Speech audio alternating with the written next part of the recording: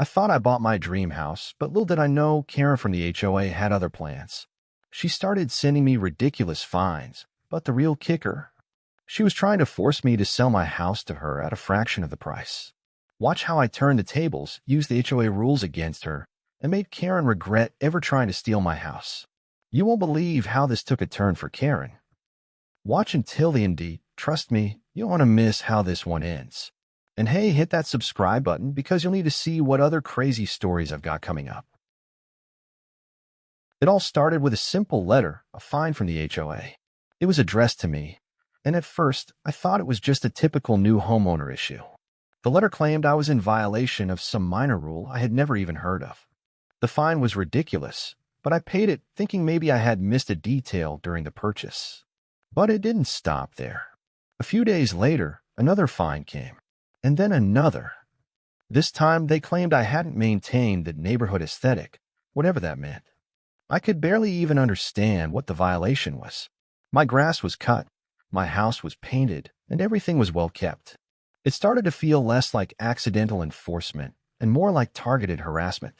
I'd see Karen, the HOA president, in her usual outfit, clipboard in hand, peering through my fence as though she was trying to catch me doing something wrong. She was everywhere. Even when I wasn't at home, my neighbors started telling me that Karen had been by, taking photos or jotting things down. One afternoon, I arrived home to find yet another letter from Karen. This time, it was a warning about my fence height. Now, I had installed a fence exactly as the HOA guidelines suggested. Yet, according to Karen, it was in violation of the community style. I couldn't believe it. The fence was the same style as every other fence in the neighborhood, and it was built exactly to the specifications in the handbook. I decided to go to the HOA office to get some clarity. When I arrived at the HOA office, Karen was there. She smiled at me in that way that made my skin crawl, a smile that was more about control than friendliness. "I see you've come by for your fine." She said it like she had one. "I'm sure we can resolve this issue, but you'll need to follow our rules," she added, as though I was the problem, not the other way around. I was starting to get a sinking feeling. This wasn't just about rules anymore. She was trying to wear me down, make life so difficult that I'd give in and sell the house. But what was her real agenda? A few days later, I was out front, mowing the lawn when I saw Karen chatting with a contractor. I overheard a piece of their conversation. "The offer still stands. He'll sell eventually. Just keep making it difficult." My stomach dropped. That's when it hit me. Karen wasn't just trying to enforce rules. She was actively pushing me out. She wanted me to sell my house. But why? Why me? Why now? That's when I realized I wasn't just a target of petty fines. Karen had been buying up properties in the neighborhood for months, and it looked like she was trying to corner the market. She wanted to buy me out for pennies on the dollar. I wasn't about to let her get away with it. I had to take action. But I needed proof, and I needed to figure out exactly how she planned to steal my house. After hearing Karen's conversation with a contractor, I knew I couldn't just sit back anymore. I had to figure out what she was up to before she could make her next move. If she was really trying to get me to sell my house at a discount, there had to be more going on than just a few fines and complaints. I decided to do some investigating. I wasn't going to be one of her victims. I spent hours going through the HOA rules and public records. I pulled up the records of recent property sales in the neighborhood and looked at how Karen had been involved in those deals. It didn't take long before I found something that made my jaw drop. Karen had been purchasing properties left and right, but always through anonymous LLCs to hide her involvement. The properties she had bought were all next to mine, strategic moves designed to increase her control in the area. I also noticed that the prices she was paying for these homes were far lower than their actual value. She wasn't buying properties because she wanted to live in them. She was trying to flip them, hoping to resell them at a higher price once she controlled the neighborhood. And the more I dug, the clearer it became. Karen wanted my house. The next day, I decided to confront her. I showed up at her house, her expensive, newly renovated mansion in the heart of the neighborhood. She wasn't home, but I could see her luxurious garden and the over-the-top landscaping. Everything about her house screamed control. I took a few pictures of her property from the outside just to have some evidence in case things escalated. I wasn't planning on making any accusations just yet, but I wanted to document everything. As I was leaving, I spotted Karen pulling into her driveway. She didn't look pleased to see me standing there. "What are you doing here?" she asked, crossing her arms and narrowing her eyes. I straightened up, keeping my voice calm. "I just wanted to ask you about the homes you've been buying up around here." Karen looked taken aback for a moment, but she quickly recovered, her usual smug expression returning. "What about it?" she said, as if she didn't have a care in the world. "I've noticed a pattern. You've been buying properties around mine.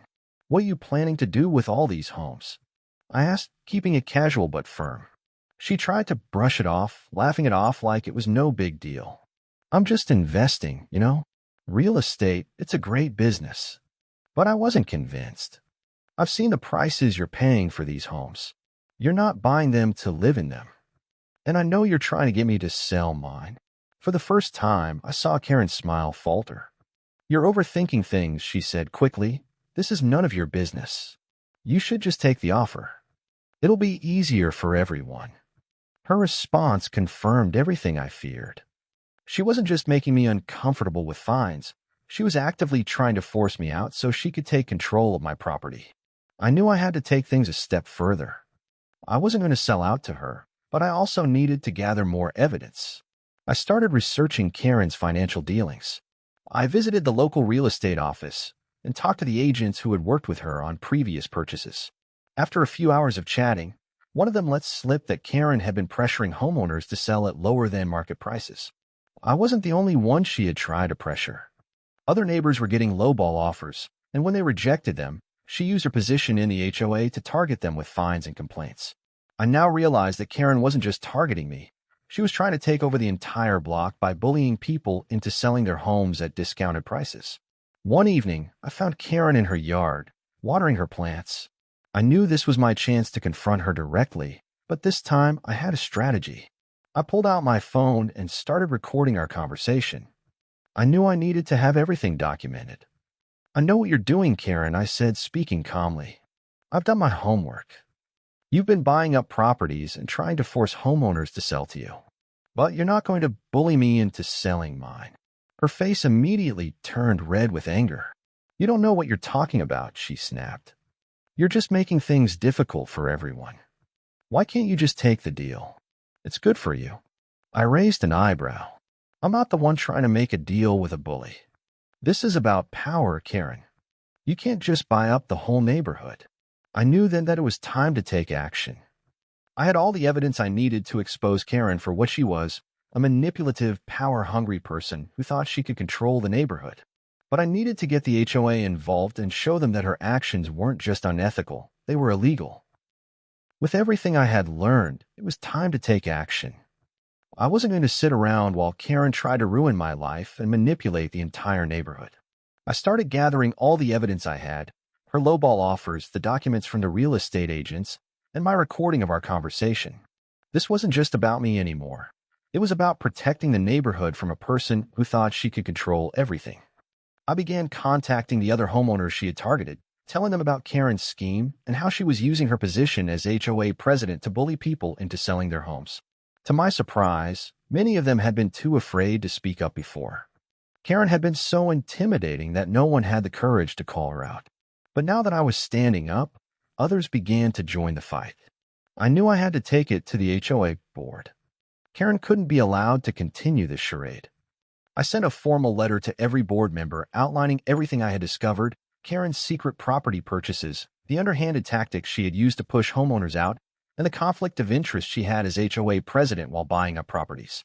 I also included the recording of our conversation, where she had admitted to trying to force me to sell. The evidence was irrefutable. The board members seemed shocked. They hadn't realized just how far Karen had been taking her power. But it wasn't enough just to send the letter. This needed to be public. I scheduled a special HOA meeting, inviting all the residents to attend and hear the truth for themselves. The day of the meeting arrived, and the room was packed. Neighbors who had been silent for years were now standing with me.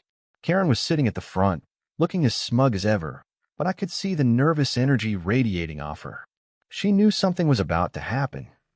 I took a deep breath as I stood up to speak. "Good evening, everyone. I've called this meeting because there is something we need to address, something that affects all of us in this community. I looked directly at Karen, who immediately started to fidget in her seat. I've spent the last few weeks investigating Karen's actions as HOA president, and I've uncovered something shocking. She has been using her position to force homeowners to sell their properties at below-market prices so she can buy them up for herself. She's been hiding behind the HOA's authority to get people out of their homes. The room went silent. Karen's face turned pale. I continued, I've spoken to several neighbors who have been targeted, and I have proof of her actions, including emails and recorded conversations where she openly admitted to pressuring people into selling. This isn't about the HOA's rules. This is about abuse of power. And it's time for it to stop. Karen stood up, flustered and defensive. This is absurd. None of this is true, she shouted, but I could see the cracks in her composure. I've just been trying to improve the neighborhood. What's wrong with that? But it was too late. The damage was done. One by one, the other board members spoke up, expressing their shock and disappointment. Several neighbors shared their experiences with Karen's unfair fines and bullying tactics. The board finally took a vote to remove her from her position as HOA president, and it was unanimous. It felt like a victory, but I knew it wasn't over. Karen wasn't just going to slink away quietly. I had to make sure that she didn't weasel her way back into power and that the HOA remained a place for everyone. As the meeting ended, I couldn't help but feel a sense of accomplishment. Not only had I exposed Karen for the bully she was, but I had also protected the community from someone who tried to use power for personal gain. After Karen's removal from the HOA, the neighborhood felt like a new place. People were more active in meetings, and the sense of community that had been lost under her reign was starting to return. But while I was enjoying the peace, I knew Karen wasn't going to take this defeat lightly. She had too much pride, and her need for control had been exposed. I wasn't sure what her next move would be, but I knew she'd be back with something. Sure enough, I started getting reports from neighbors who had seen Karen talking to the new board members, trying to sabotage them and discredit the changes we'd made. She was trying to spread lies, claiming I was trying to take over the HOA and that I was the real problem. But none of it was sticking. People had already seen Karen for who she truly was, and they were done with her. One afternoon, while I was working in my yard, I saw Karen pulling into the driveway of the house next to mine. I froze. What was she doing here? I watched as she knocked on the door, and when the neighbor opened it, Karen began talking in low, conspiratorial tones. From the way she was gesturing, I could tell she was up to no good. After a few minutes, I saw the neighbors shake their head and close the door. Karen was not welcome there. But just as I was about to breathe a sigh of relief, I saw her make a beeline for my house. My heart started racing. I had a bad feeling about this. Karen marched up to my front door with a new sense of entitlement, as if nothing had happened. I opened the door, trying to remain calm despite the adrenaline building in my chest. She didn't even say hello. She immediately started in with accusations. "I'm not finished with you yet," she sneered, her voice dripping with venom. "You think you've won? You think you've gotten rid of me? I'm going to make sure everyone in this neighborhood knows exactly what you're really like." I stood my ground. "What are you talking about, Karen?" I asked, trying to keep my voice steady. "You think I'll just let you walk all over me?" she continued, barely able to contain her rage. "You've exposed me, humiliated me, and ruined my life. But you don't know the half of it. You've made an enemy of the wrong person." Her threats didn't faze me. What really got under my skin was how she was trying to manipulate the neighborhood again. She had no shame. But what she didn't know was that this time, I had all the cards. I decided it was time to make sure Karen would never be a problem again. I gathered every bit of evidence I had on her shady actions. I also made a point to talk to the other neighbors who had been affected by her over the years. We decided to take our fight beyond the HOA. We were going to expose Karen to the public and make sure that she couldn't get away with her antics ever again. I called in a local journalist and shared everything I had learned about Karen's abusive tactics and how she had used her position to manipulate people for personal gain. We even included the stories of several neighbors who had been bullied by her and her shady real estate dealings. The article was published, and it went viral. The neighborhood rallied together, and Karen's reputation was shattered. She tried to deny everything, but the evidence was undeniable. The once powerful HOA president was now a public villain. With Karen's actions fully exposed, she was forced to leave the neighborhood. The HOA dissolved her role completely, and the new board members, who were eager to rebuild the community, ensured that no one would ever be able to wield that kind of power again. As for me, I didn't want any part of the HOA anymore. I just wanted to live in peace. But one thing was certain. I had stood my ground, exposed Karen for who she truly was, and taken back my home and the entire neighborhood from her clutches. And that's how I fought back against Karen, exposed her corrupt HOA practices, and got her kicked out of the neighborhood for good.